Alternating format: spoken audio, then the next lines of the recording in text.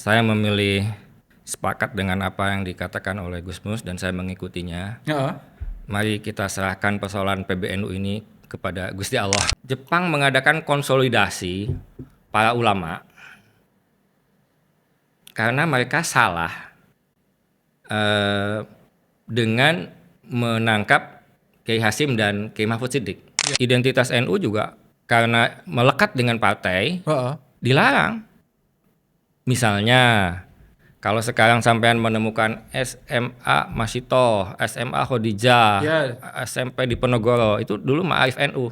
Karena namanya NU, Ah. akhirnya harus berubah Iya. karena NU adalah partai politik. Iya. UNU di Bandung, kampus NU pertama, Hmm. itu harus jadi Uninus.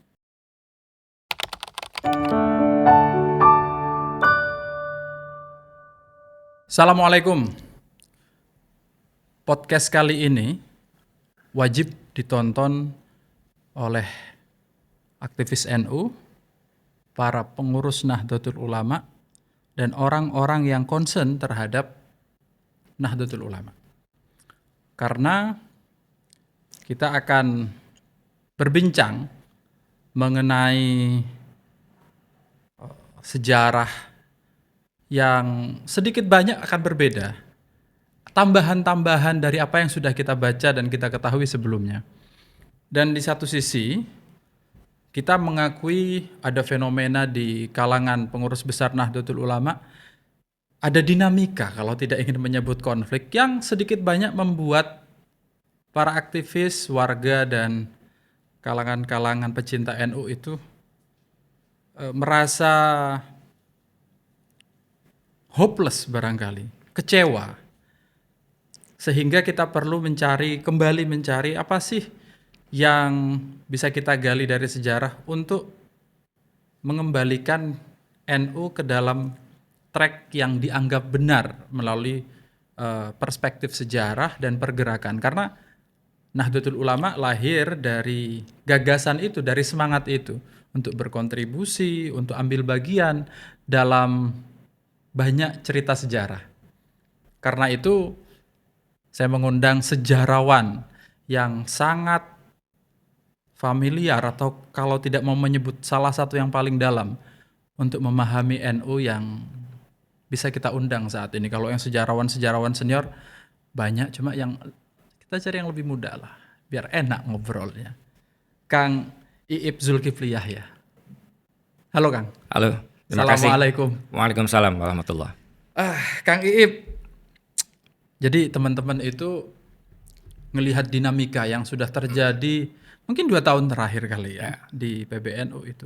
Banyak sekali yang merasa patah hati lah ya, patah hati terhadap situasi yang berkembang. Ada dimulainya dari katakan tambang, lalu kemudian ada perpecahan di sana-sini, dinamika yang membuat sepertinya NU itu kehilangan fokus terhadap kontribusi ke masyarakatannya dan kenegaraannya, pergerakannya.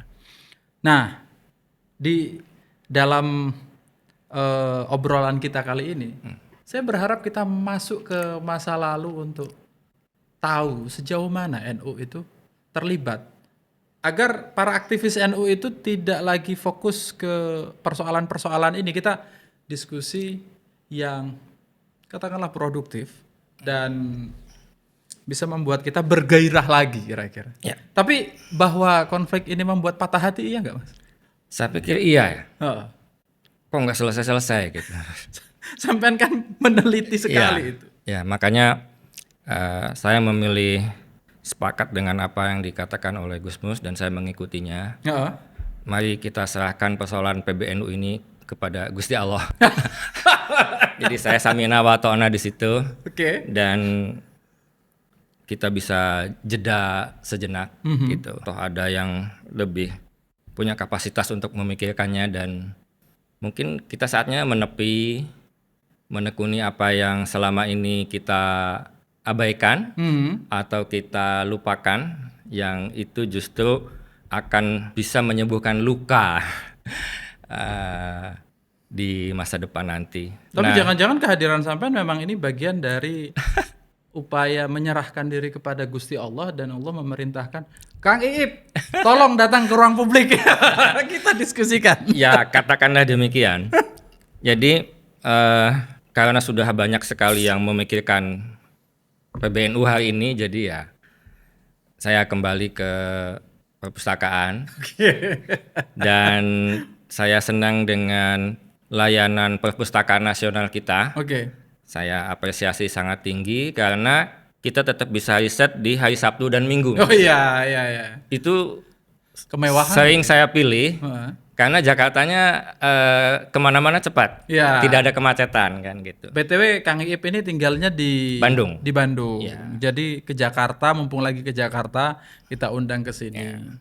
Dan ke Jakarta tujuannya banyak menghabiskan waktu di perpustakaan Iya nasional. Mas, kalau kata Ivan Aulia Ahsan, Aha. pemret NU Online, saya itu orang yang no life. Aha. Saya sering sekali ke Jakarta sejak awal tahun 2000, tapi hanya tahu 3 tempat Mas. Satu, Satu Perpustakaan Nasional di Salemba, terus, kedua Perpustakaan Nasional di Merdeka Selatan, oke, ketiga Arsip Nasional di dekat Kemang. oke. Jurusannya jelas ini. Itu ya, Jurusannya cuma jelas. 3 itu aja. Jadi sering ini apa namanya tidak terlihat di mana-mana. Tapi karya-karyanya kita sedikit banyak bisa kita baca kalau sampean searching Iip D Yahya akan banyak sekali ketemu dengan karya-karya beliau dan masih sampai sekarang masih melakukan penelitian dan akan beberapa waktu lagi mungkin akan ada karya-karya baru yang akan lahir Mas. Ya, jadi saya sedang menyiapkan sebuah buku tentang Cokro Aminoto muda, Mas. Oke. Jadi masa muda beliau tahun 1908 sampai 1913. Ini relatifly akan berbeda ceritanya dengan Cokro yang sudah ditulis banyak orang. Iya, Novelty-nya novelty-nya di atas 50% lah. wey, Ya, jadi kayak ditunggu ini. masih ada kaitannya dengan tokoh-tokoh yang kemudian mendirikan NU. Terutama misalnya adalah Haji Hasan Gipo. Oke. Karena Ketua NU pertama. Eksekutif. Iya, Tanfidiyah yang pertama. Tanfidia pertama. Jadi memang Hasan Gipo itu orang yang aktivis sejak tahun belasan. Oke. Jadi misalnya tahun 1913 Hasan Gipo itu sudah menjadi komisaris Syarikat Islam Surabaya. Syarikat Islam. Iya. Syarikat Islam yang itu. Iya, yang Cokro Aminoto Yang ketuanya. Cokro Aminoto itu. Iya. Oke. Jadi komisaris itu kalau di sekarang itu semacam pembantu umum atau awan lah. Oke. Jadi dulu kan susunannya itu presiden, vice presiden, sekretaris 1, 2, bendahara 1, 2, lalu 4 komisaris. 4 komisaris. Ya, begitu susunannya. Oke, dia kalau sekarang posisinya kalau di organisasi yang bisa kita bayangkan saat ini apa? Ya, semacam pembantu umum lah. Pembantu umum kayak kepala kantor, bukan? Enggak juga. Jadi itu ya pengawas sih sebetulnya. Pengawas. Iya, pengawas. Ini baru ini baru. Ya, ya Baru jadi ini. kenapa kemudian nanti tahun 26 dia dipilih menjadi ketua umum PBNU pertama ya karena dia paling berpengalaman. Tahun 13 saja dia sudah ada di Syarikat Islam. Karena kita selama ini teman-teman aktivis NU mungkin tidak banyak ya yang mengetahui profil Ya, beliau itu ya. betul. Ya, ini juga berkat riset terbarunya Andi Ahdian. Saya berterima kasih kepada beliau yang dari disertasinya kemudian diterbitkan buku Ras Kelas Bangsa tentang pergerakan nasional di Surabaya pada masa-masa itu, pada masa tahun-tahun belasan itu. Oke, let's back to the topic, Mas. Ya. Nah, ini kan NU itu karena dalam beberapa tahun terakhir itu ada persoalan, ada dinamika di dalamnya. Dianggapnya NU kehilangan relevansinya sebenarnya. Relevansinya. Dan jika ada prediksi dari beberapa teman-teman dan aktivis serta ilmuwan, jika NU terus begini, maka dia akan kehilangan bahasanya juga kepada anak-anak muda yang Betul. yang generasi selanjutnya, sehingga dia akan berpikir untuk terlibat di dalam aktivitas ke-NU-an. Ini buat apa? Relevansinya apa untuk ikut NU sekarang? Toh yang dibaca misalnya ada ABCD gitu ya, kayak konflik, tambang dan seterusnya. Dia walaupun dia juga mungkin karena media sosial itu sekarang sangat terbatas, jadi dia tidak melihat apa yang dilakukan oleh sekolah-sekolah NU yang masih berjalan sedemikian banyak. Tapi kalau misalnya saya buka dengan pertanyaan. Seberapa besar sih Mas pengaruh NU di dalam pergerakan bangsa ini, perubahan-perubahan bangsa di kemerdekaan kah atau yang lain? Anda mungkin punya perspektif yang berbeda sebagai sejarah. Ya. Tapi pertama ingin saya sampaikan bahwa NU besar bukan karena tidak ada konflik. Oke.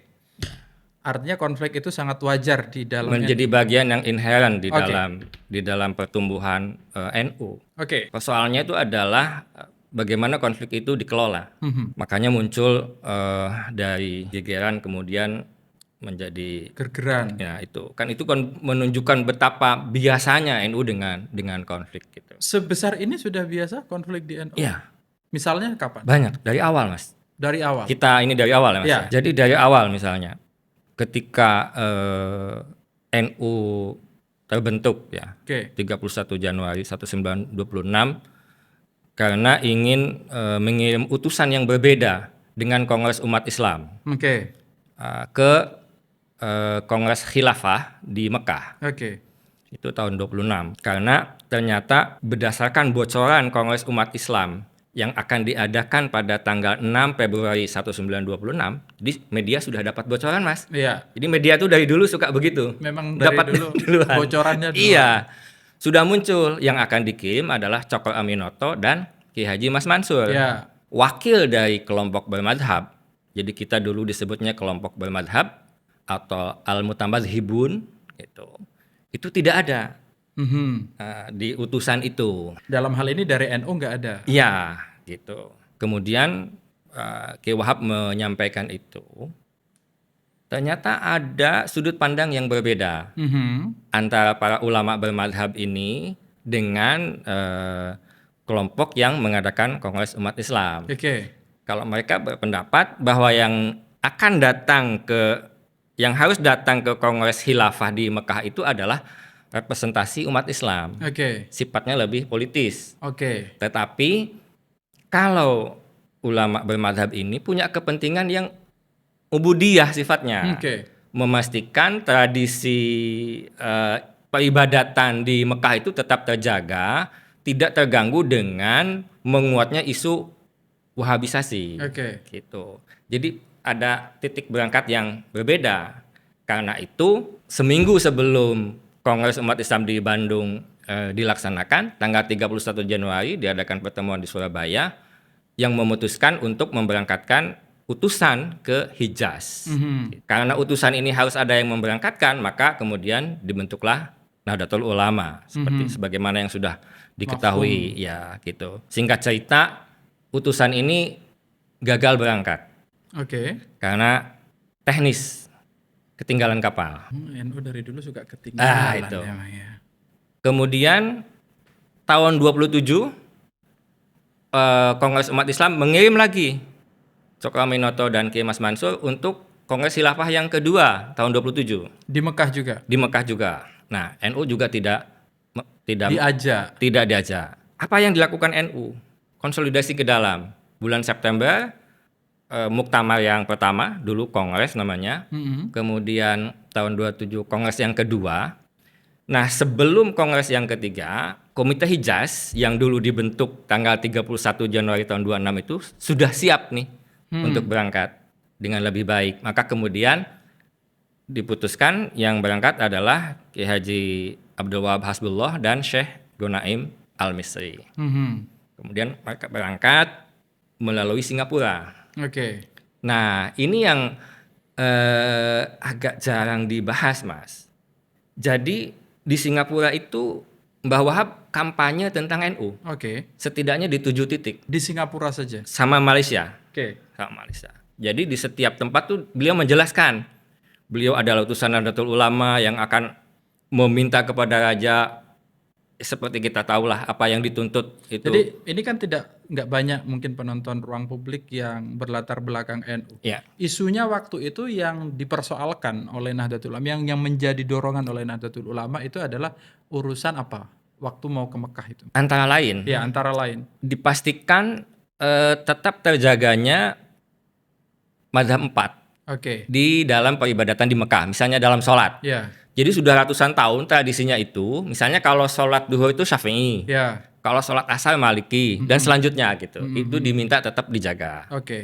Ini tidak dipahami nih cara berpikir seperti ini gitu. Karena waktu itu di Mekah itu sedang gencar-gencar ada perubahan kekuasaan kan Ya, betul. ke madhab Wahabi. Ya, Nah, jadi kalau tidak salah ini, correct me if I'm wrong. Jadi di Mekah Kongres itu akan menguatkan madhab Wahabi yang menafikan madhab-madhab yang lain. Enggak. bukan. Kongres itu maunya Raja Ibnu Saud Ibnu waktu Saud. itu adalah memilih dia jadi khalifah baru pengganti Utsmani. Oke. Itu. Ya, Tetapi kan ini raja baru naik. ya. Tentu yang lain, negara-negara yang lain, yang negara Islam yang lain yang lebih duluan, terutama Mesir, Ya. tidak mau gitu. Bahkan Mesir mengadakan tandingan Kongres Khilafah di Mesir Oke. gitu. Nah, utusan Indonesia juga ada yang datang ke sana. Tapi singkatnya, baik yang Kongres Khilafah tahun 26 maupun 27 gagal memilih khalifah itu. Oke. Ya. Nah, lalu Ki Wahab berangkat melalui Singapura, dia kampanye di salah satu pertemuan terakhir. Ini ada pertanyaan yang bagi saya sangat menarik, Mas. Ki Wahab ditanya, pertama, apakah Tuan tidak takut? Karena suasana di Hijaz sekarang ini tidak aman. Karena sedang baru pergantian Iya, kekuasaan. Ki Wahab menjawab, kalau soal itu saya serahkan kepada kuasanya Allah Subhanahu wa taala. Oke. Yang kedua, si Syekh ini bertanya, apakah Tuan yakin akan berhasil apa yang dimintakan kepada Ibnu Saud itu? Nah, Ki Wahab menjawab sangat diplomatis dan saya sangat terngiang-ngiang dengan kalimat yang beliau sampaikan.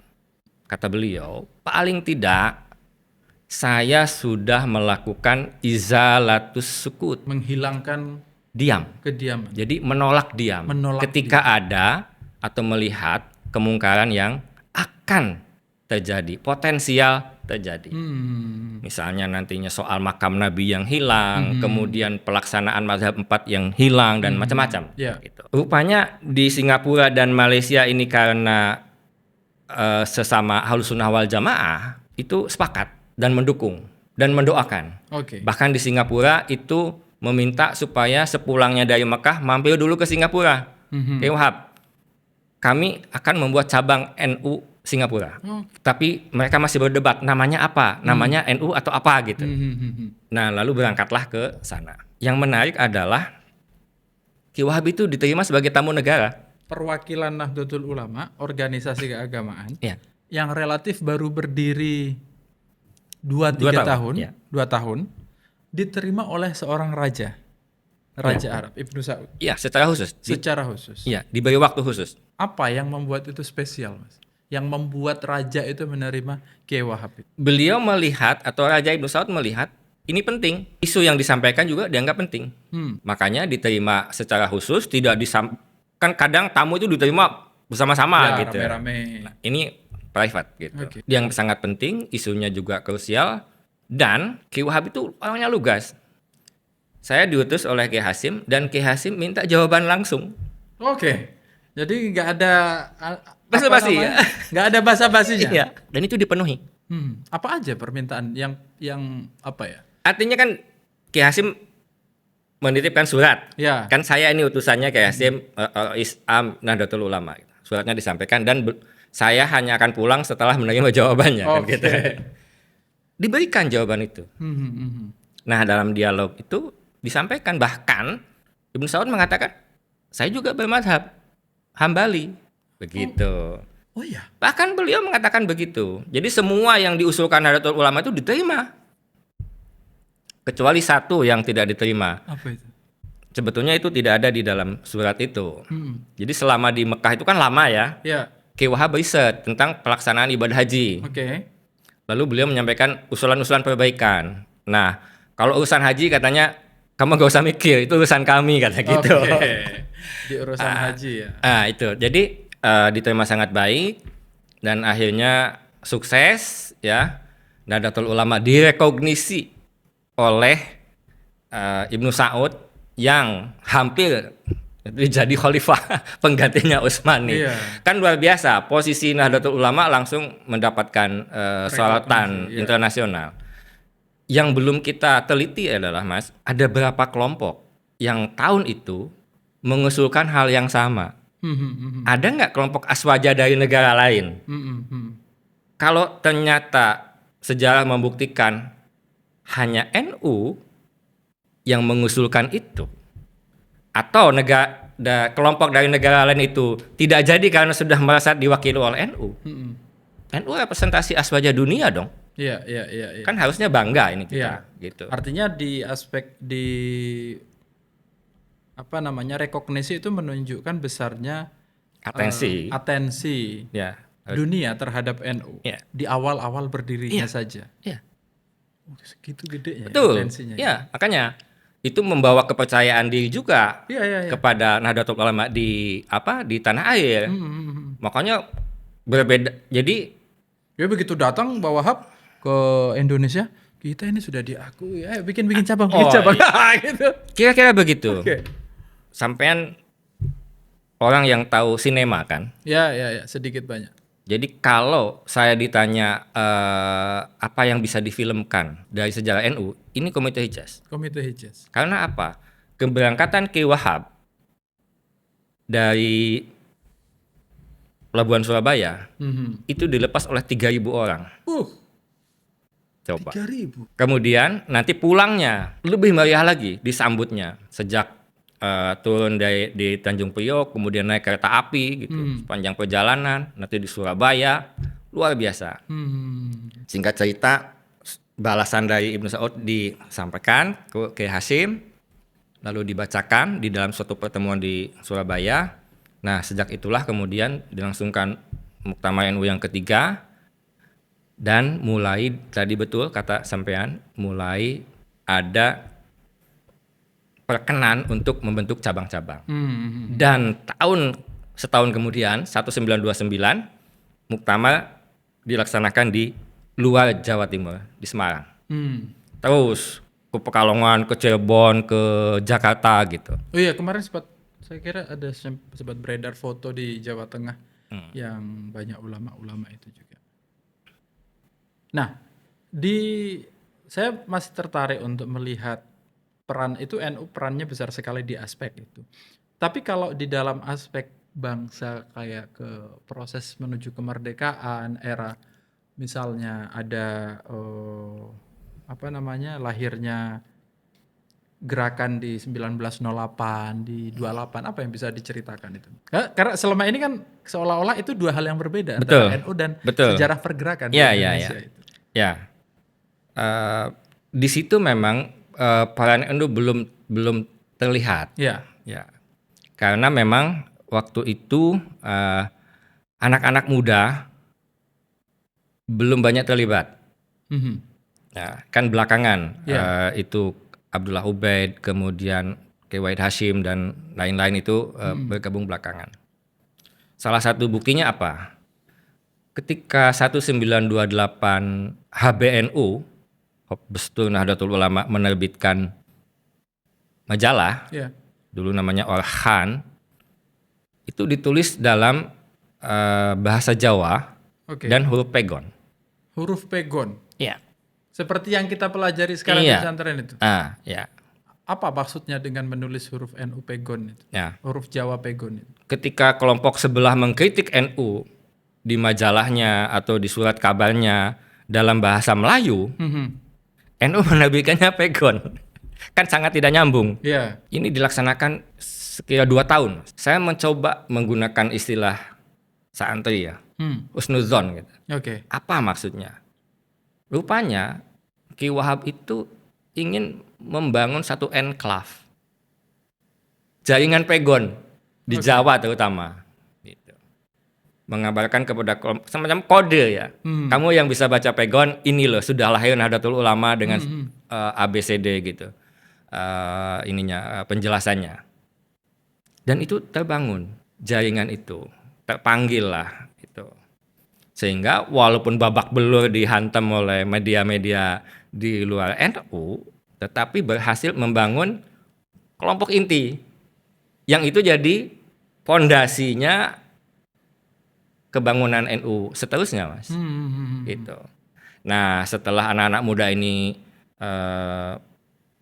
masuk, diakomodasi dan direkognisi, maka kemudian terbit Berita Nahdlatul Ulama, utusan Nahdlatul Ulama, kemudian Berita Nahdlatul Ulama itu sudah laten. Itu tahun berapa itu? Berarti nanti Ayung Notonegoro lebih tahu soal ini. 30-an.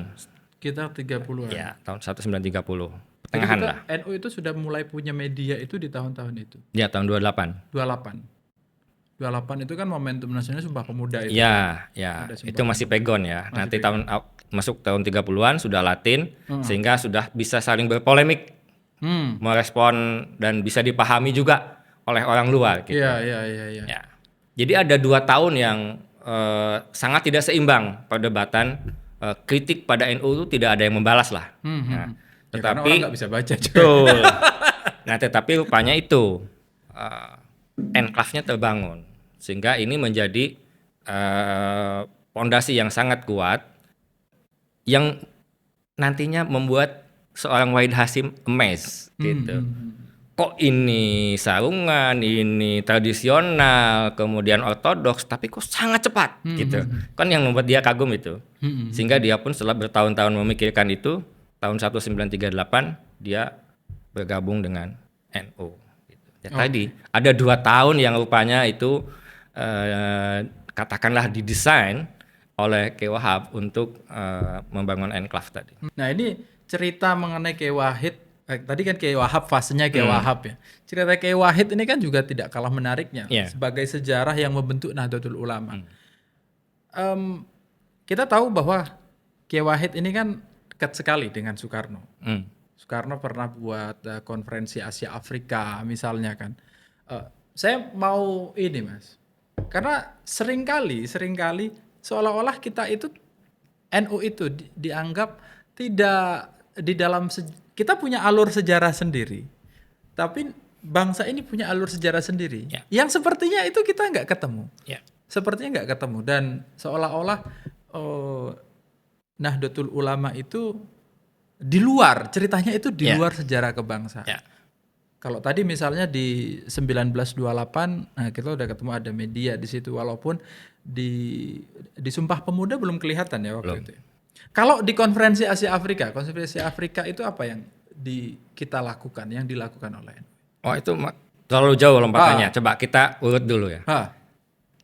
Wahid Hasyim kan mengaku dia masuk NU tahun 38 ya. Wahid Hasyim masuk NU. Ini sedikit banyak aneh dari perspektif orang umum. Anaknya Kiai Hasyim, kok tiba-tiba masih ragu masuk NU? Apa yang membuat dia ke-trigger untuk masuk dan mengakui dirinya? Ya, seperti itu setelah Pak Syafiq Ali posting soal mengapa saya memilih NU.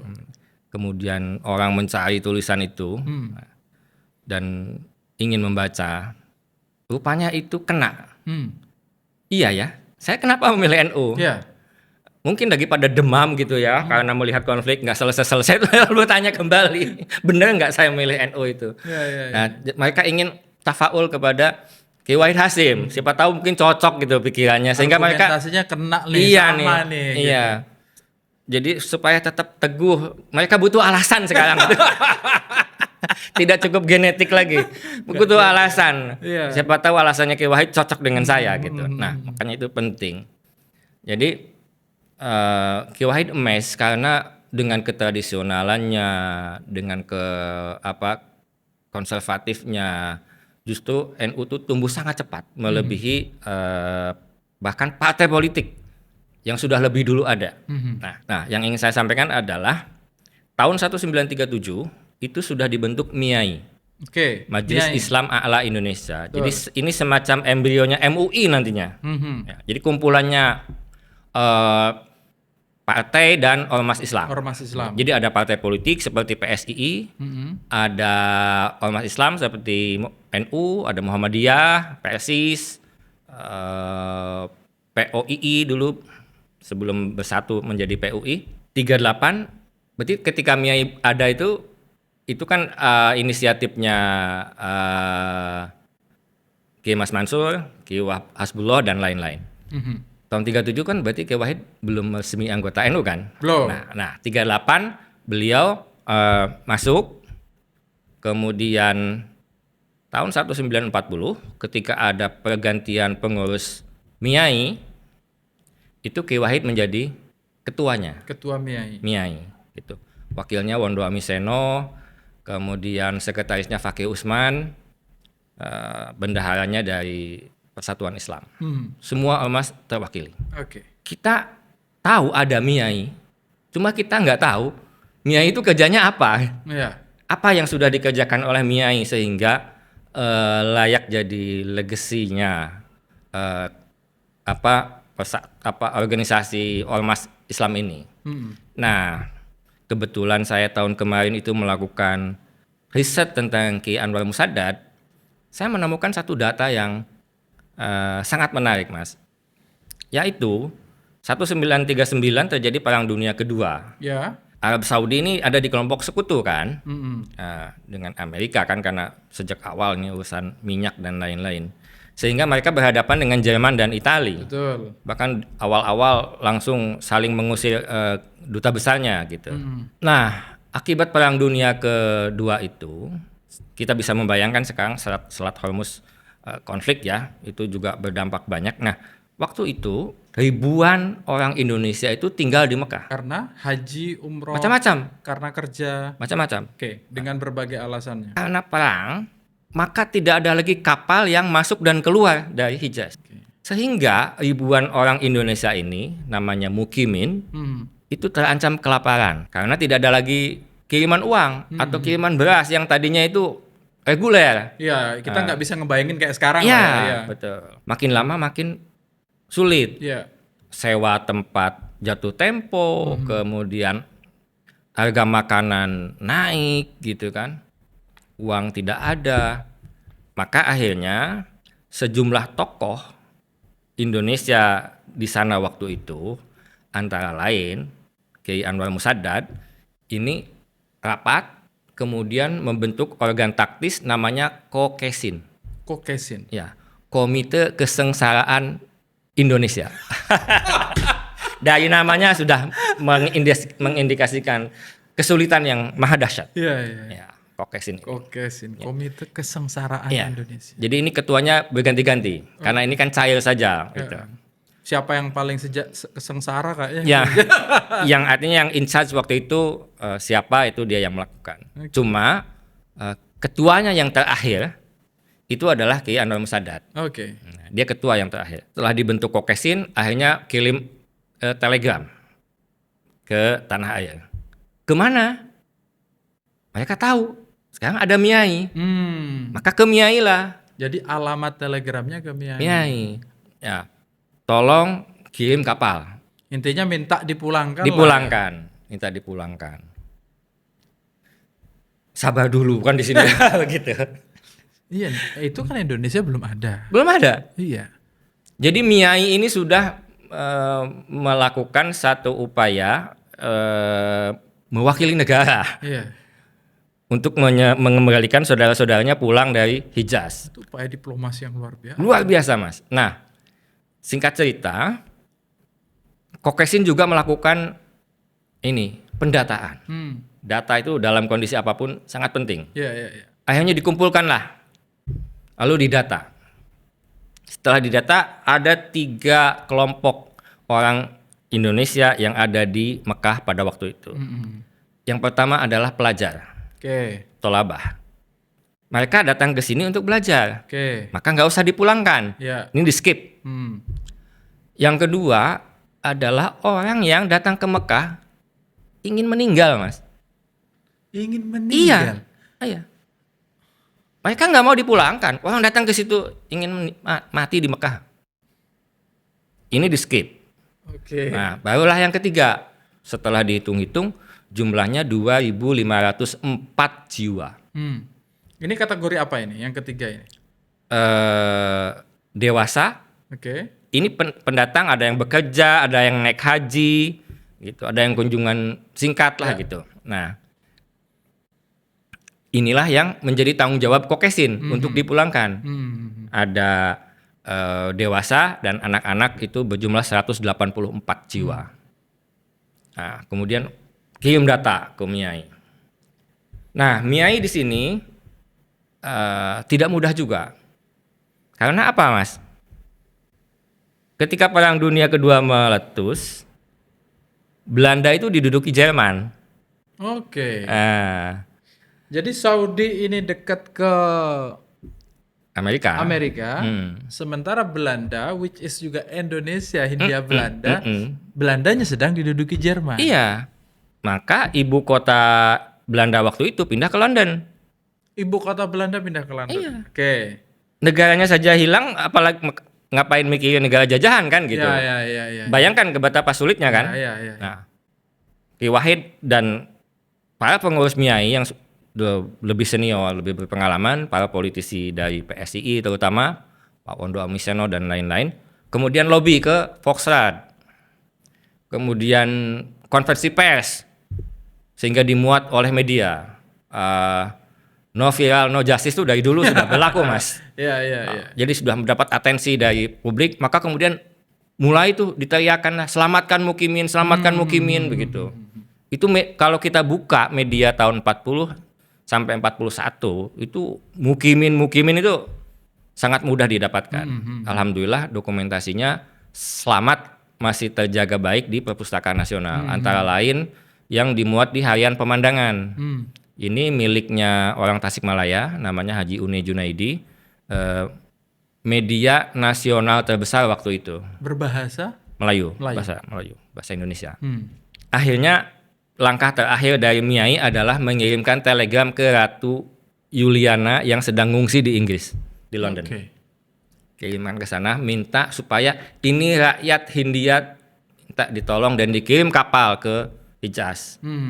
Dibalaslah oleh Ratu, ya kami akan segera mengirimkan kapal. Nah, karena Ratu sudah dawuh, maka pemerintahan di Hindia Belanda mau tidak mau mengikuti titah beliau itu. Mulailah dikirim kapal, Mas, bertahap. Ada sampai 5 atau 6 pengangkutan. Nah, yang ingin saya ceritakan adalah pengangkutan yang terakhir. Yang paling besar, jumlahnya 630. Oh, gede juga itu. Ya, nah inilah evakuasi terakhir yang dipimpin langsung oleh Ki Anwar Musadat dalam posisinya sebagai ketua Kokesin terakhir tuh. Ya. Nah, setelah itu bubar Kokesin. Iya, nggak ada kan, sudah selamat semua. Sudah tidak sengsara lagi. Tidak sengsara lagi. Jadi dia ceritakan sangat bagus. Dia bikin report di Harian Pemandangan, dimuat tanggal 10 November 1941. Bagaimana 630 itu diangkut dari Mekah ke Hijaz dengan mobil, bertumpuk-tumpuklah di mobil itu. Kemudian sampai di Hijaz harus menunggu beberapa saat sampai kapal datang. Nah, kemudian setelah kapal datang, naik semua dan itu sudah masuk bulan puasa. Jadi beliau mengcover all in lah itu. Ya di kapal itu beliau memimpin sholat rawatib, sholat taraweh, ceramah taraweh dan semuanya. Gitu. Untungnya itu beliau adalah salah satu ulama intelektual. Oke. Dia paling tidak karena dia sekolah di AMS, ini lebih tinggi dari Mulo, menguasai 4 bahasa. Oke. Jadi kalau AMS itu harus menguasai 4 bahasa, bahasa Belanda, bahasa Inggris, bahasa Jerman dan Perancis. AMS itu di Indonesia? Iya, jadi sekolah setingkat SMA sebelum ke perguruan tinggi. Kalau HBS itu? Ya, itu hampir sama, menengah juga, tapi ini AMS ini yang paling tinggi. Oh, AMS levelnya. itu yang paling tinggi? Iya, sama-sama SRTA, tapi ininya beda-beda kelasnya. Gitu. Nah, AMS ini paling tinggi dan menguasai 4 bahasa. Jadi hubungan dia dengan kapten kapal dan krunya yang orang Belanda itu nggak ada masalah. Tertolong oleh bahasa itu tadi. Gitu. Antara lain keuntungannya adalah ketika sampai di atas laut Ceylon, ini masuk hari Idul Fitri. Ini dramatis banget nih. Kalau secara sinema ini dapat banget. Beliau sampaikan ke kapten kapal bahwa besok akan Lebaran gitu. Karena mungkin Ya orangnya kan sangat charming ya, Ki Anwar Mustadar, apalagi waktu masih muda gitu, tinggi, gagah gitu. Kapten kapalnya tertarik, kemudian dikasihlah satu ekor sapi. Wis, Eh, persediaan kapal ya, ya. kemudian disembelih bersama-sama sehingga pada hari itu bisa makan daging lah. Ya. Tetapi yang lebih dramatis itu sehari sebelumnya. 630 itu kan semua kena kewajiban zakat fitrah. Oh, Sementara nggak ada beras. nggak ada beras. Ya. Jadi kepala keluarga disuruh ke dek kapal, mereka kemudian duduk berhadapan. Waktu itu setelah dihitung-hitung masih ada beras 6 kali 2,5 kilo lah. Kira-kira segitulah. Ada sisa lah yang masih punya itu. Kemudian akhirnya mereka berzakat fitrah secara estafet. Jadi dizakatin, Iya. dizakatin. Si Pokoknya- A zakat ke B, B ke C. Iya, sampai ke ujung untuk menggugurkan kewajiban zakat fitrah. Top itu. Nah, kenapa mereka berhak dizakati? Karena mereka ini masuk kategori Masuklah itu. asnaf samaniyah, Mas. Nafsu samaniyah dia masuk. Masuknya apa? Ghorim. Ghori. Nah, ini nanti yang menjadi catatan sangat penting, Mas, hubungan umat Islam dengan Belanda. Jadi rupanya ketika pemerintah Belanda itu mengirimkan kapal untuk mengembalikan mukimin, itu tidak gratis, Mas. Dia berbayar. Harus dibayar Yang bayar setelah pulang. Yang bayar siapa? Ya mukimin. Oh. Jadi sudah sengsara, nggak punya uang, tapi setelah pulang harus membayar. Bayar Ini juga. jadi isu. Oke. Jadi sebelum naik kapal, mukimin itu tanda tangan dulu. Tanda tangan akan membayar. Akan membayar. Makanya dalam status zakat tadi masuk tuh, bisa Oke. dizakati. Iya. Jadi itu. Ya. Nah, Jadi NU itu apa kayak Wahid waktu itu sebagai ketua MIAI itu melakukan diplomasi internasional seperti itu sehingga berhasil memulangkan ya, orang segitu banyak ya. ya. Saya merenung ya. Oh, kalau begitu MIAI ini ada gunanya gitu. Kumpulan ormas Islam itu besar sekali gunanya. Tetapi melihat pengalaman MIAI itu, kalau ada kasus yang dihadapi bersama-sama.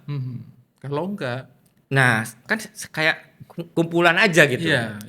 Makanya menarik kalau misalnya nih isu Palestina. Ini kan kalau ormas Islam ini bersama-sama masing-masing melakukan apa, tetapi dalam orkestrasi yang Bagus. baik itu kan akan kuat sekali Iya, gitu. Daripada masing-masing gitu kan, jadi tidak kelihatan. Iya. Gitu. Pengalaman MIAI ini bisa jadi contoh, bisa mengembalikan 2.504 jiwa dengan selamat itu ke tanah airnya. Dalam catatan Ki Anwar Mustadar tuh ada 4 yang meninggal karena sakit, tetapi ada 4 yang lahir di kapal itu. Jadi kata dia plus katanya itu. Bahasanya plus. Ya, kira-kira itu Mas. Ya. Jadi bagi saya ya, orang seperti Ki Anwar Mustadar ini yang kemudian di NU nanti menjadi wakil Rais Am Ki Bisri Samsuri, ini sebagai pahlawan kemanusiaan. Kalaulah dia tidak bisa dipastikan menyelamatkan 2.504, tetapi yang sudah pasti adalah 630 dan itu sangat banyak. Banyak sekali. Ini evakuasi terbesar dalam sejarah modern Indonesia. NU itu tokohnya macam-macam, dengan keunikannya sendiri-sendiri. Kalau saya tidak salah ya, Ki Anwar Mustadar ini profesor pertama di NU. Karena tahun 63 beliau mendapatkan guru besar ya, dari IAIN Sunan Kalijaga. Jadi guru besar di bidang usuluddin. Beliau tuh ahli perbandingan agama. Oke. Sampai penguasaan bahasa asingnya sangat bagus. Beliau ini adalah ulama di tingkat ASEAN. Jadi beliau itu punya pengajian orang Singapura, Oke. orang Malaysia, dan menjadi penasehat keagamaan Sultan Brunei. Ayahnya Hasan al-Bolkiah. Oke. Itu. Jadi beliau ini ulama ASEAN. Langka kan di NU sampai hari ini. Jadi ini punya loh kita itu. Ya mungkin sampai hari ini sekaliber itu langka ya. Ya. Bisa Dan dikatakan. teman-teman Les Bumi saya ingatkan besok akan muktamar kebudayaan di Jombang. Saya ingatkan supaya jangan lupa kirim tawasul ke Kiai Musadat. Karena saat Les Bumi didirikan di Bandung, itu yang hadir mewakili PBNU itu Kiai Anwar Musadat. Mewakili HBNU ya waktu Iya, itu ya? sudah PBNU. Oh, sudah PBNU. Sudah Ya. mewakili Ki Wahab. Jadi beliau yang posisi apa waktu itu? salah satu ketua PBNU. Gitu. Oke. Itu di era 40-an. Ya, itu Perang Dunia 40-an Kedua. di Perang Dunia. Nah, kemudian masuk masa Jepang. Ini yang masih luput dari penelitian teman-teman. Jadi pada masa Jepang itu, Mas,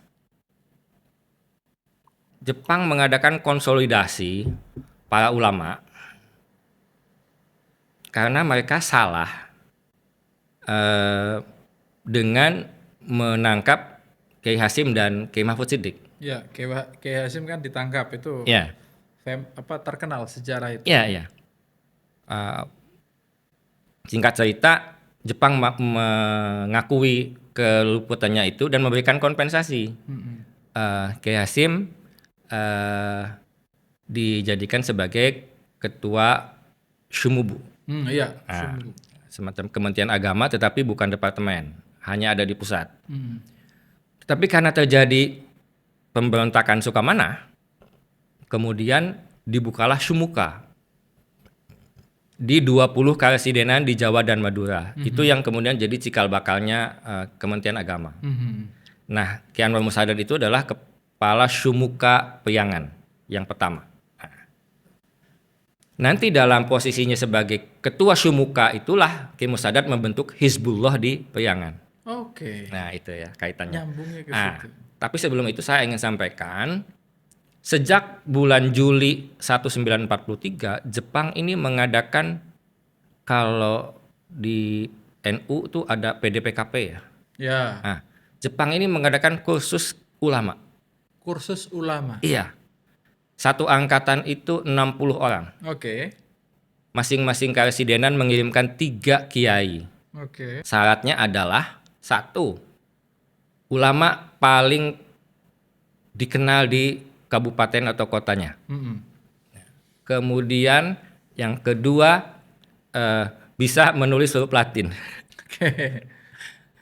Yang ketiga berbadan sehat. Oke. Yang keempat siap mengikuti pelatihan selama 1 bulan penuh. 1 bulan. Ya. Beda sama PDPKP. Sekarang seminggu 1 bulan. itu. 1 bulan. Jadi di Jakarta. Oke. Kenapa Jepang bikin itu? Nah, jadi mereka sadar betul bahwa Ini kalau nggak dirangkul berontak ya. Iya. Jangan-jangan gitu ya. Iya, baru 1 di Sukamana aja udah heboh. Menurut catatannya Ibu Aiko Kurosawa, beliau punya data yang sangat lengkap. Beliau mempelajari semua biodata para peserta ini. Dilaksanakan 17 angkatan, Mas. Jadi 17 kali 60. Lalu oleh Ibu Aiko dibikin persentase. Dari situ, sejak itulah ketahuan bahwa NU sudah mayoritas.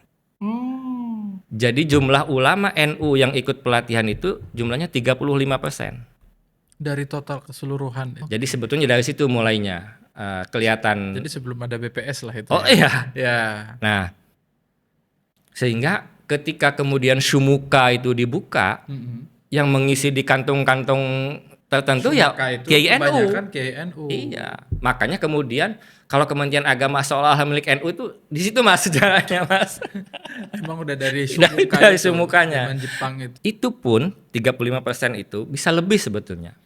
Karena yang saya tahu saja ya, Ki Anwar Musadat itu belum bergabung dengan NU waktu itu. Jadi itu yang secara resmi yang 35%. Iya, itu yang betul di biodatanya menuliskan Nahdlatul Ulama begitu. Sementara kayak Anwar Musadat tadi itu belum. Belum. Kemudian Jadi dari tadi itu kisahnya seolah-olah pusat peradabannya itu masih Surabaya ya. ya, Apa Batavia waktu itu belum tidak lebih populer dari Surabaya atau? ya. Jadi pemerintah Hindia Belanda itu membangun industri pabrik dan sebagainya itu di Surabaya dulu. Oke. Makanya isu-isu pertanahan, penggusuran itu Surabaya lebih awal. Oke. Nah, sehingga yang sebetulnya menarik untuk diteliti ya kawan-kawan muda nih, daripada hopeless gitu dengan kondisi sekarang, ayo riset lah. Banyak sekali hal yang bisa diteliti yang masih puzzle-nya ini belum lengkap gitu ya. Kan hari ini di semua sudut Surabaya ada NU. Ya, Dari yang tadinya tidak ada gitu loh. dari yang tadinya tidak ada. Iya kan? Iya. Ya. Jadi sejak tahun 26 itu istilahnya itu katakanlah NU berhasil menaklukkan kota Surabaya. Mhm. Jadi ada semacam penaklukan kota gitu. Dan sekarang menjadi sangat dominan ya. Iya. Dari sisi apapun gitu. Nah, itu yang seharusnya diduplikasi ketika markas HBNU itu pindah ke Batavia atau pindah ke Jakarta. Pindah ke Jakarta. Jadi ketika di Jakarta ini kita tergagap-gagap, itu berarti ada yang salah, Mas. Penaklukannya belum selesai. Belum selesai. Atau bahkan tidak meniatkan itu gitu. Iya, Nah, itu menarik untuk ditelusuri lebih Oke. jauh ya. Oke. Ya tadi cerita soal yang dibiayai 9 Perang Dunia. Di konferensi Asia Afrika, Mas. Ya. Saya tertariknya begini. Kayaknya nature-nya NU itu kalau dari tadi itu memang dia perspektif internasionalnya itu sangat kuat. Iya, sejak awal kelahiran Sejak sudah. awal kelahiran, karena dia sangat responsif terhadap situasi dunia. Ada Kongres Umat Islam, Perang Dunia, seresponsif itu. Terus ada momentum konferensi Asia Afrika. Terlibat gak? Dan siapa saja pemain-pemainnya waktu itu? Apa perannya? Beberapa tokoh NU yang masuk di kabinet tentu terlibat ya. Tapi kebetulan isu tersebut, saya paham soal konferensi Asia Afrika, tetapi tentang keterlibatan NU saya belum mendalami. Nah, tapi yang ingin saya sampaikan, 10 tahun setelah konferensi Asia Afrika, Partai Nahdlatul Ulama, Partai Nahdlatul Ulama. jadi sejak tahun 52 kan NU keluar dari Masyumi. Ya. Kemudian mendirikan partai dengan nama yang sama. Jadi NU menjadi partai politik. Kadang kita kan yang tidak terlibat di partai kadang minor ya melihat aktivitas partai politik gitu. Padahal ada legacy yang sangat penting yang ditinggalkan oleh Partai Nahdlatul Ulama atau ketika Nahdlatul Ulama menjadi partai, yaitu menginisiasi konferensi Islam Asia Afrika sebagai tindak lanjut atau follow up dari konferensi Asia Afrika itu. Itu tahun berapa itu? 1965. 1965. Ya, di Gedung Merdeka yang sama. Oke. Nah, ini dilaksanakan dengan sangat panjang sejak akhir 1964. Bahkan untuk menyambut kesuksesan konferensi Islam Asia Afrika itu di akhir tahun 64 itu diadakan parade di Jakarta besar-besaran. Oke. Kegiatannya di Bandung tapi paradenya di Jakarta. Itu parade sambutannya. Oke. Nah, kemudian akhirnya dilaksanakanlah konferensi Islam Asia Afrika. Ketua OC-nya adalah Ki Haji Idham Khalid. Ketua SC. Ketua SC-nya. Ketua SC-nya. Steering Committee-nya adalah Ki Idham Khalid. Oke. Dan ketua OC-nya adalah Ki Haji Ahmad Syaikhu. Oh. Itu tahun 1965. 1965. Ya. Deket. Bentar lagi itu adalah Peristiwa. 66 peristiwa. Tuh, ya itu. Makanya informasinya hilang. Iya. Karena kesapu itu. Gitu. Tapi yang menarik adalah misalnya ketika saya menulis biografi Ajengan Cipasung, mereka masih ingat di Cipasung itu tahun 65 itu ada utusan Jepang di konferensi Islam Asia Afrika itu yang datang ke Cipasung. Dan di Cipasung dibuatkan panggung untuk menyambutnya. Jadi rupanya ke-35 utusan ini disebar di pesantren-pesantren Mas di Jawa Barat. Oh, Gitu. oke. Jadi nggak hanya ada di dalam satu gedung atau tempat tertentu, tapi disebar ke pesantren. Nah, Cipasung ini kebagian tamu dari Jepang. Yang dari Jepang. Iya. Saya belum dapat dari yang lain menerima siapa Iya, ya, iya, tapi iya. kalau Cipasung ada Jepang berarti yang lain Berarti juga kemungkinan di ada. pondok-pondok yang Iya. sesepuh Cipasung itu juga ada peserta-peserta Iya. konferensi ini. Iya. Oke. Artinya ketua SC dan OJ sentral sekali ya Iya. perannya ya. Iya, jadi itulah legacy Partai NU yang harusnya ini digali oleh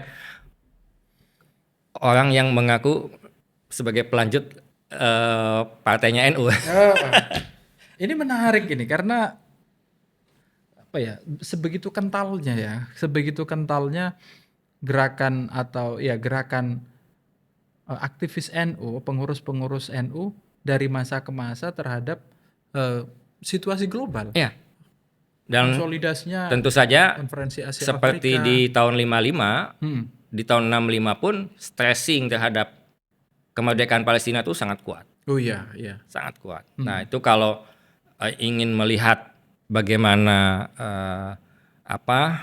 kepedulian NU pada Palestina itu bisa dilihat dari keputusan di konferensi Islam Asia Afrika. Itu salah satunya yang Salah sangat satunya, kuat ya. ya, sangat kuat. Oke, menarik. So, jadi kalau boleh saya simpulkan ini Mas, sejak dulu sampai sekarang perspektif internasional NU itu terhadap perspektif atau concern NU terhadap dunia internasional itu sangat kuat dari dulu. Dan itu memang kayak jadi DNA-nya, jadi DNA-nya NU. Makanya ketika kemudian kita kayak terkurung ya di sesuatu yang membuat kita tidak bisa keluar, ini kan aneh gitu loh. Tapi emang konon yang saya dengar dan saya juga hipotesis itu sedikit banyak setuju. Setelah fusi partai NU menjadi partai lalu dipaksa fusi oleh Pak Harto tahun 73.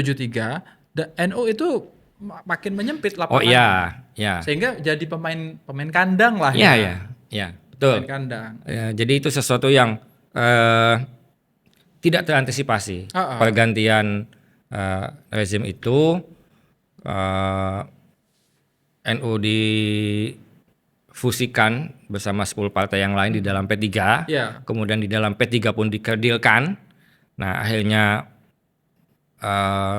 muncullah Kiai Haji Abdurrahman Wahid yang memelopori pada tahun 1984 itu NU tidak lagi menjadi partai politik tetapi kembali menjadi Jam'iyah. Ya, itulah yang dikenal sebagai kembali ke Khitoh 1926 itu.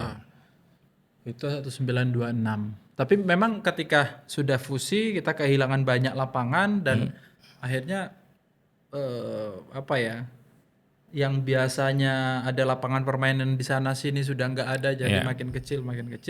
Akhirnya kembali ke Khitoh. Dan tidak hanya itu Mas, identitas NU juga karena melekat dengan partai dilarang. Misalnya kalau sekarang sampean menemukan SMA Masito, SMA Khodijah, SMP di Penogoro, itu dulu Ma'arif NU. Karena namanya NU akhirnya harus berubah karena NU adalah partai politik. UNU di Bandung, kampus NU pertama, itu harus jadi Uninus. Oke. Itu juga mungkin yang terjadi di Malang dengan. Oh iya, di banyak tempat. Itu. Karena NU menjadi nama partai politik. Nah, sehingga komposisi yang sekarang sebetulnya sudah sangat bagus. Yang mau berkiprah di Jam'iyah ada wadahnya, yang di partai politik banyak pilihannya, ya silakan. Jadi lalu akhirnya untuk membuat keputusannya kan mendirikan PKB sebagai aspirasi politik. NU melahirkan PKB. Karena tetap harus diwadahi kan. Ya, kalau enggak kan memang DNA-nya NU pada dasarnya juga DNA politik kan. DNA politik. Tapi NU memutuskan untuk tidak berpolitik praktis dengan kembali ke Khitoh. Jadi sebetulnya bagi saya yang penting peluangnya itu dibuka Mas. Tidak dibatasi apalagi ditutup gitu. Berpolitik itu. Dalam hal apapun ya. Anak-anak muda NU ini potensinya sangat besar. Biar mereka berdiaspora. Misalnya salah satu PCI kita yang cukup kuat itu di Jepang. Pak karena Ketua PCI ada penelitian skripsi dari UIN Sunan Gunung di Bandung tentang kehidupan PCI NU Apa hasil yang menarik di sana itu? Yang menarik itu, NU kan dikesankan lambat, Ya, selalu telat. ya. Ternyata setelah hidup di Jepang, itu bisa lebih disiplin daripada orang Jepang. Dia punya masjid banyak sih, belasan. Ya, jadi pertama kan kita membandingkan dengan Jepang aja kita sudah jauh ya. Ya, Tapi ternyata setelah ke sana, orang NU bisa loh beradaptasi Bisa. seperti hidup seperti orang Jepang. Bisa. Bahkan kata si peneliti ini namanya Zaha, punya kelebihan lain Pak. Kalau orang Jepang setelah kerja selesai katanya, istirahat atau leisure gitu, santai apa gitu. Orang NU masih memberikan ngaji, Ya, mengajar kan itu. iya. Itu yang membuat orang Jepang kagum katanya. Sehingga beberapa madrasah NU itu sekarang anak-anak Jepang yang Muslim sudah masuk gitu. Iya. Tidak hanya sekolah NU untuk orang Indonesia yang ada di sana gitu. Ya, Ternyata bisa ya dimanapun ternyata bisa menyesuaikan, bisa beradaptasi dan yaitu pencapaian gitu. Nah cuma kan potensi PCI ini belum maksimal juga kan. belum maksimal juga. Ya, memang banyak yang beranggapan PC ini menjadi semacam kantor diplomatnya lah, semacam KBRI-nya. Gitu. Iya kan kalau itu diinisiasi semacam komite hijaz kekinian itu kan menarik gitu. Iya. Yang nanti bisa kembali ke kan misalnya menghubungkan antara kelompok-kelompok yang punya kepedulian yang sama dengan organisasi atau LSM anak-anak NU, anak muda NU gitu kan bisa itu dimaksimalkan itu. Gitu. Nah, tinggal ya ruangnya aja dibuka. Ruangnya dibuka. Itu yang kita butuhkan. Iya. Saya pernah juga main ke Jepang dan ada salah satu masjid yang dikelola itu katanya dekat dengan kawasan diskotik malam gitu. Wah, kok bisa? Saya tanya kan. Ya, setelah masuk diskotik kalau ada yang mau sholat biar kita fasilitasi katanya. Menarik. Teman-teman di sana juga oke. Di masjid ada ngelola bisnis juga gitu-gitu. Ya. Nah, ini mau muktamar, Mas. Nahdlatul Ulama akan segera menyelenggarakan muktamar. Dari hasil diskusi kita mengenai sejarah NU, pergerakan-pergerakan NU, kontribusi NU di berbagai cerita sejarah itu tadi. Termasuk diantaranya ketika NU menjadi partai politik, memiliki kontribusi, lalu kemudian kembali lagi ke hitoh setelah di NU, partai NU difusikan menjadi P3, lalu kemudian ada pengkerdilan, lalu kemudian wah ini kalau berlanjut makin akhirnya hitoh lagi terus kemudian membuat partai. Dari perspektif sejarah orang kan biasanya melihat masa depan ini sedikit banyak harus melihat sejarah. Apa yang terbaik kira-kira yang bisa disarankan di muktamar? Apakah misalnya jadi partai lagi misalnya? Saya nggak akan menjawab itu ya. Cuma saya ingin memberikan satu ilustrasi yang selalu saya kutip. Saya sangat suka dengan statementnya Kiai Muhammad Dahlan. Ini ketua Tanfidiyah PCNU Tasikmalaya yang pertama tahun 30-an. Jadi dia itu setiap propaganda NU, dulu namanya propaganda ya, itu selalu menjelaskan kenapa namanya Nahdlatul Ulama. Bukan Nahdlatul Muslimin. Karena yang harus bangun itu adalah ulamanya. Alimnya. Musliminnya ikut ke ulama yang bangun itu. Jadi bagi saya, selama namanya masih dipertahankan Nahdlatul Ulama, saya yakin konflik sebesar apapun akan selesai. Karena jika betul-betul ulama itu tahu jalan untuk ketemu, jalan untuk musyawarah dan lain-lain. Kalau kemudian tidak, mungkin ungkapan Ki Dahlan ada benarnya. Gitu. Jangan-jangan sekarang memang namanya Nahdlatul Muslimin. Saya hanya mengutip apa yang disampaikan Ki Dahlan tahun 30-an. Yang mungkin masih relevan juga ya. Barangkali. Kualitas ulamanya jangan-jangan menurun ini gitu kan. Wallahu alam. Wallahu a'lam. Karena kalau kita ngelihat dulu kan, yang saya amazed dari era 80-an, 90-an, partai, kekuatan organisasi kemasyarakatan, partai politik, ya media, itu kan full dengan gagasan kan. Terlepas suka atau tidak suka ya. Misalnya Tan Malaka punya gagasan kiri yang luar biasa. Perpecahan dari si Syarikat Islam merah dan putih itu. Terus kemudian NU sendiri gagasan-gagasannya. Ketua partai itu penuh dengan gagasan gitu. Iya. Sekarang kita tidak beruntung kayak. Ya, Ada pengurangan maksud saya. Ada pengurangan mungkin kualitas tantangannya juga gagasan. berbeda ya. Tantangannya berbeda, tapi saya yakin bahwa semuanya ingin tetap menjaga keulamaan itu, otoritas keulamaan itu. Iya. Bagaimana prosesnya saya tidak bisa membayangkan. Biar nanti sejarah yang membuktikan apakah muktamar yang akan datang itu menyelesaikan masalah atau menyisakan masalah, itu akan sangat menentukan apakah NU masih relevan di masa depan atau selesai sampai muktamar besok itu. Oke. Siap. Terima kasih Kang Iip Sama-sama. sudah mampir di ruang publik. Teman-teman, kita flashback ke sejarah tadi itu banyak sekali melihat NU dari awal berdirinya, terus ada lipatan sejarah di mana NU atau kader NU atau pengurus NU bisa terlibat.